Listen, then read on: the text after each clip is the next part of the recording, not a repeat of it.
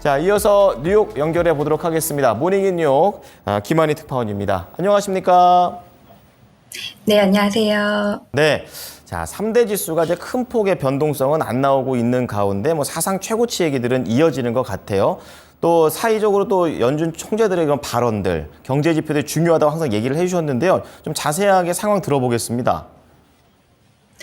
네, 나스닥 지수가 지난주 5일 내내 최고치 경신을 이어나갔습니다. 엔비디아를 비롯한 어도비 등 기술주의 투자가 계속적으로 쏠린 덕분인데요. 다만 소비자 심리가 뚝 떨어지고 연준의 매파 발언이 나오면서 다우지수와 S&P 지수는 약보합을 보였습니다.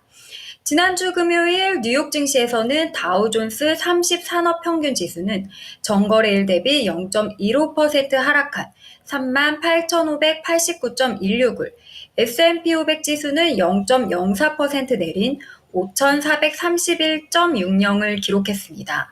반면 나스닥 지수는 0.12% 오른 17,688.88의 거래를 마쳤습니다.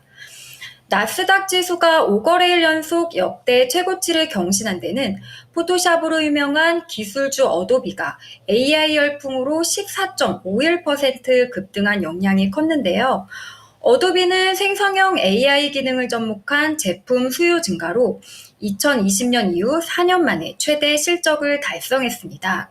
최근 엔비디아와 애플 등 대형 기술주들이 AI 관련 호재로 급등한 흐름을 어도비가 이어가면서 기술주 파도 타기는 계속 일어나고 있는 건데요. 엔비디아는 1.75% 올랐습니다. 엔비디아는 10대1 액면 분할 이후 견조한 흐름을 이어가고 있는데요. 마이크로소프트와 메타 플랫폼스는 각각 0.22%, 0.11% 상승했습니다. 반면 애플 주가는 이날 0.82% 하락하면서 4거래일 만에 떨어져 다시 시총 2위로 내려왔습니다. 엔비디아와 격차는 140억 달러에 불과합니다. 전날 일론 머스크 최고 경영자에게 수십조 원대의 성과 보상을 하기로 한 결정을 재승인하는 안건이 주총에서 가결됐지만 테슬라는 2.44% 하락했습니다. 이날 소비자 심리가 뚝 떨어진 게 증시에 도움이 되지 못했는데요. 미국인들 사이 물가 상승에 대한 우려가 이어지며 개인 재정과 경제에 대한 전망은 3개월째 악화한 것으로 나타났기 때문입니다. 미시간대에 따르면 6월 소비자 심리 지수 예비치는 65.6으로 집계됐습니다.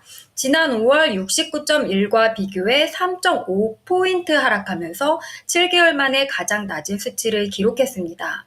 시장 예상치는 72였거든요. 소비자가 예상하는 장기 인플레이션 전망도 상향됐습니다.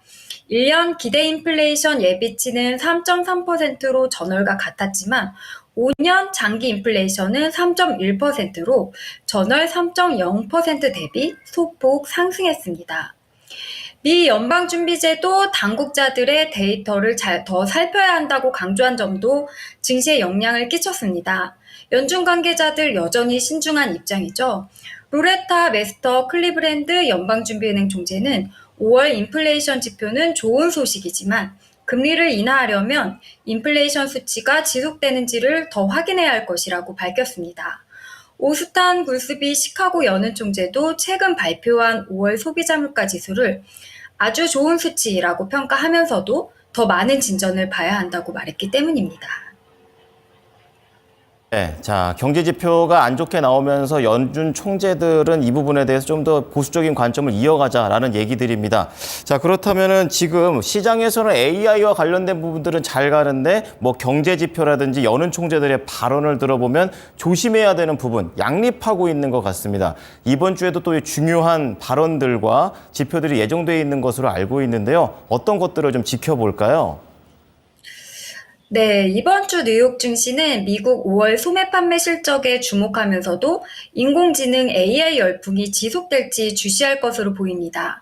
지난주 기술주 중심의 나스닥 지수가 전주 대비 3.24%나 뛰면서 지난 4월 26일로 끝난 일주일 이후 주간 최대 상승폭을 기록했기 때문인데요. 애플의 인공지능 서비스 발표로 기대감이 지수를 끌어올린 데 이어서 엔비디아 또한 지난주 9%나 뛰었습니다. S&P도 AI 열풍의 혜택으로 지난주 1.58%나 올랐거든요. 투자자들은 기술주 상승을 주도했던 엔비디아와 애플이 이번 주에도 상승 흐름을 이어갈 수 있을지 촉각을 곤두세우고 있습니다. 이번 주 주요 지표로는 수요일에 발표되는 미국 5월 소매 판매 결과를 꼽을 수 있는데요. 이미 5월 소비자 물가 지수와 생산자 물가 지수가 둔화한 것으로 나타났잖아요. 소매 판매마저 예상치를 밑돌면 미국 경제가 침체로 향하고 있다는 주장에 무게가 실릴 전망입니다.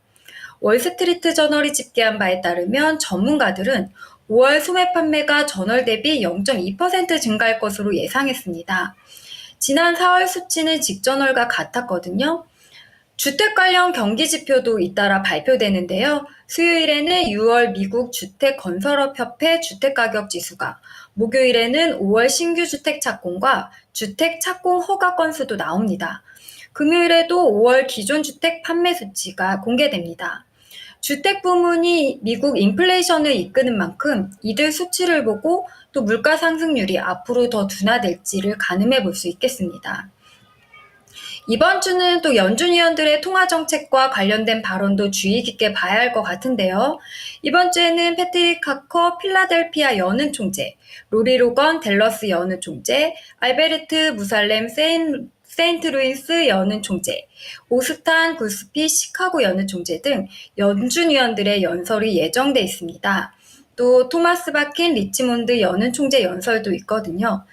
이 밖에도 수요일인 19일에는 미국 노예 해방 기념일을 맞아 증시가 휴장합니다. 내일 주요 일정 잠깐 짚어보겠습니다. 내일은 6월 엠파이어 스테이트 제조업 지수 발표와 패트릭 하커 필라델피아 연방준비연행 총재 연설, 리사 쿡 연준이사 연설이 예정돼 있습니다. 연준 위원들이 금리 인하와 관련해 어떤 발언을 할지 주목해 볼 필요가 있겠습니다. 네, 이번 주에 휴장이 있긴 하지만 봐야 될 것들이 참 많은 것 같습니다. 자, 오늘 말씀 감사합니다. 네, 감사합니다. 네, 모닝인 뉴욕 김한희 특파원이었습니다.